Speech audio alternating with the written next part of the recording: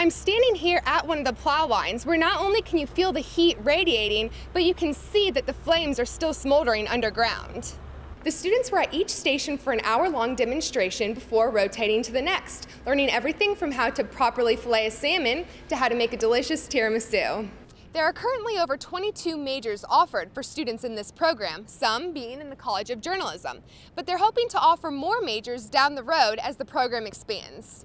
I'm here right next to State Road 19, but if I take a few steps this way, I can still see smoke lingering behind me from a fire only 100 yards away.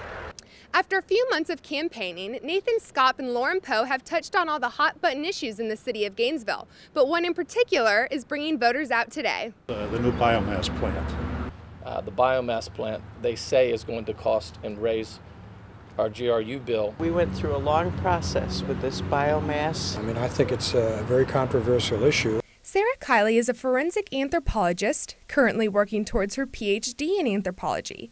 With most days spent at the C.A. Pound Human Identification Lab at the University of Florida, her life is anything but ordinary. Medical examiners' offices will hire us to work on cases where they have unidentified human remains, or even just skeletal elements that they're not sure they might be human. Sarah's fiance says he is somewhat intimidated by Sarah, but not because of her work with human remains. I was impressed, and I thought I should probably mind my P's and Q's.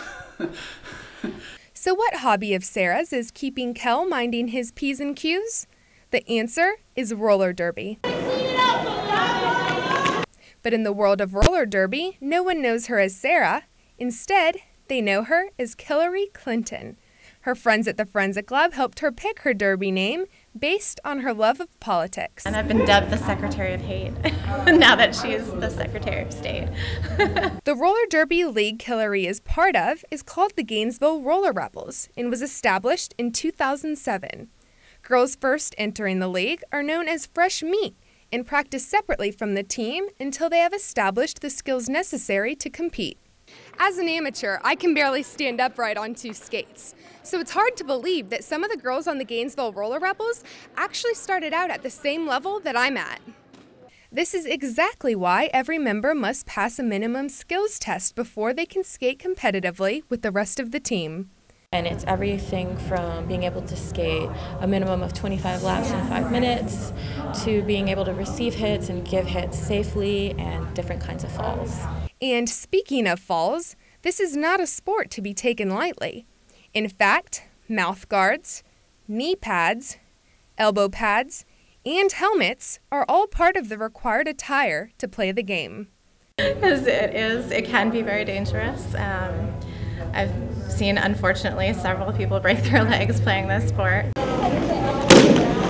With practice 3 to 4 times a week, each lasting 3 hours, it's clear how seriously they take preparation for their matches, called bouts. Another thing that is clear is this is so much more than a sport to these women, but instead is a way of life. You know, the career path of amateur roller derby is generally quite short, but I really do enjoy it, and I'm passionate about the whole structure of it and want to participate even as a coach and mentor to a league in a new city where I happen to go. So. Erin Lengel, WUFT News. From Labrador puppies to little white kittens, animals have been pulling at our heartstrings for centuries. So when people hear Alachua County Animal Services is the only shelter in the county practicing euthanasia, many people blame the shelter. But Director David Flagler says because they are an open intake, they cannot turn away any animal brought to them. With a shelter capacity of only 300, they simply cannot keep every animal. The only way to make room is to either find a new home or to euthanize an animal. And tragically, that if we have a surplus of animals in our community, that many animals are euthanized as a result. Though this is his least favorite part of the job, it is unfortunately still necessary.